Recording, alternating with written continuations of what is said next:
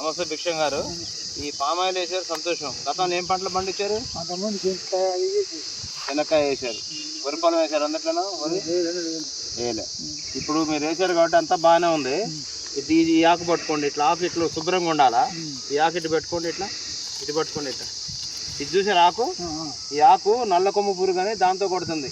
నల్ల కొమ్ము పురుగు ఇది పేడ పురుగు ఉంటాం, సి ఆకారంలో ఉంటుంది. సి ఆకారంలో ఆ పేడ పురుగు ఏంటంటే అప్పుడు ఏంది మనకి ఇబ్బంది పెట్టదు.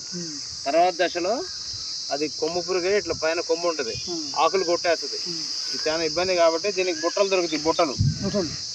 బుట్టలు అంటే దాంట్లో ఒక ట్యాబ్లెట్ లాగా ఉంటుంది, దాన్ని ల్యూర్ అంటారు.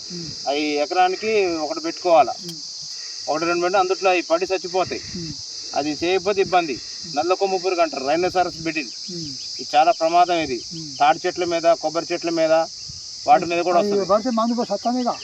ఇప్పుడు ఇట్లా రాకూడదు. కొండి పురుగు ఇది రావాలి. పోతున్నారా అందుట్లో లాండా పోతున్నారా? మొగలో పోతారుగా, మరి ఇట్లా రాకుండా చూసుకోండి. మొగలో పోయండి. ఇది ఈ రాకుండా చూసుకోండి. ఏంటంటే చెట్టు పాడైంది. ఓకేనండి. ఇది ఒక్కటే దీంట్లో ఇబ్బంది. మంచిగా చేసుకోండి. అంతర పంటలు కూడా డిమాండ్, మార్కెటింగ్ డిమాండ్ పంటలు వేసుకోండి.